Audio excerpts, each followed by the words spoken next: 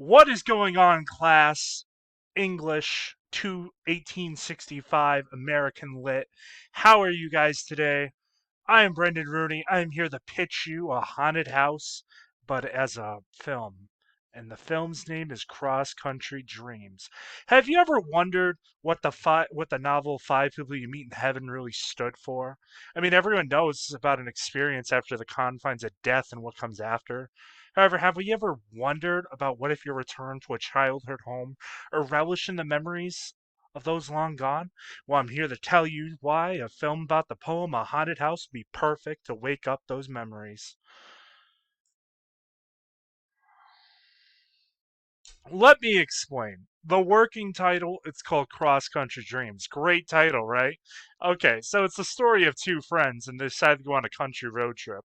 The theme of the film would be that one friend has cancer, but he hasn't decided to tell his best friend yet, as he can't grapple with the pain and misery he's about to dish out. The very thought of departing before he has accomplished what he wants is just too painful to watch for anybody. I mean, we've all been there when you see a loved one on the bed and you don't want to pull the cord. They don't want to let go. Happens with animals, happens with family, happens with friends. But you got to make that decision. Why does this need to be made? I feel the reason this needs to be made is because it displays a commentary on how fragile and short life truly is.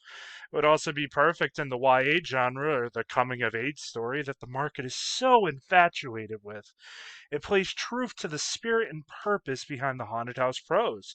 The original prose is built around the community aspect of how, even though our loved ones depart, they are still with us somehow.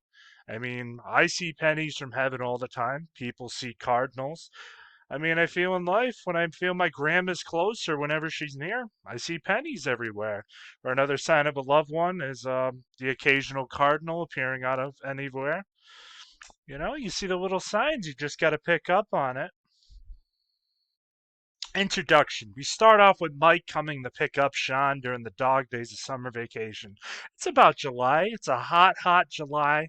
Mike has a car ready to go, and turn out this is their final summer before both depart for college and split away. However, Sean is very timid and he honestly doesn't want to go. He'd rather stay home and count his days. Sean recently found out he was diagnosed with stage 4 terminal cancer. He's only got 6 months to live, so he's torn on how he's going to inform his best friend, since they've been planning this for years.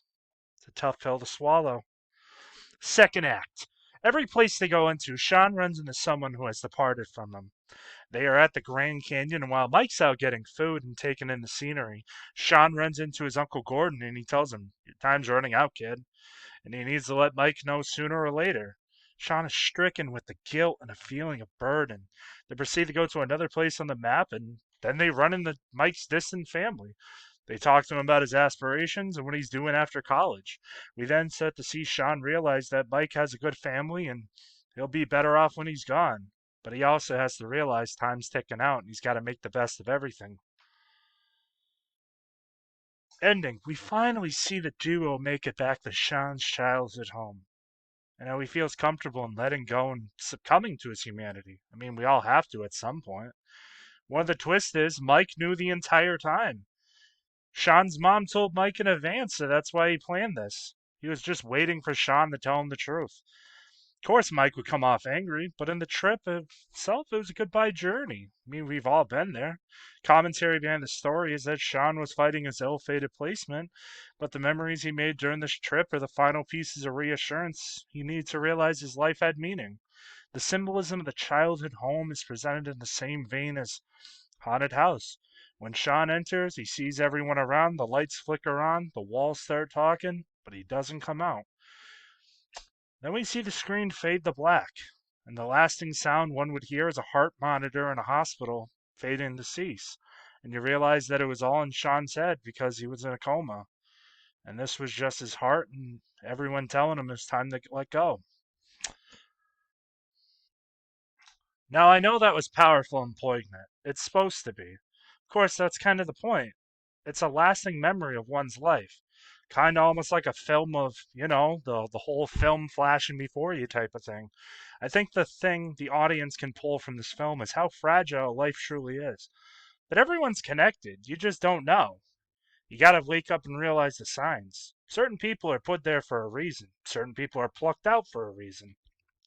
Just gotta figure out why. I also welcome the idea and creativity behind it because it's real, organic, and raw, to say the least. It's sad to say, but trips like these do occur in someone's life. Everyone is put in our lives for a reason, and for some, it's to receive closure. We all mourn when our family or close friends depart, but we forget to realize they were always with us. We just need to see the signs. Thank you for listening to my pitch, and I am looking for 25% equity. Nah, I'm just kidding. I just wanted to throw that out there and have a little fun. This is a class predicated on the establishment of fun and poetry, and this is what we do in American Lit to 1865. We're a good community, we're smart people, and we're going to change the world one day. In closing, I just want to say this is really predicated on just keep making every moment of your life carry meaning, because we never know when it could end. We are all put on the same chessboard and we all endure the same intricacies of life. It's short, it's unfair, it's what you make of it though. We're all put here for a reason, you know? It's what we gotta do. You find out what you're good at, you live your life, you raise your kids, and then you let go. That's all there is to it. That's why Cross Country Dreams needs to be made. Have a good night.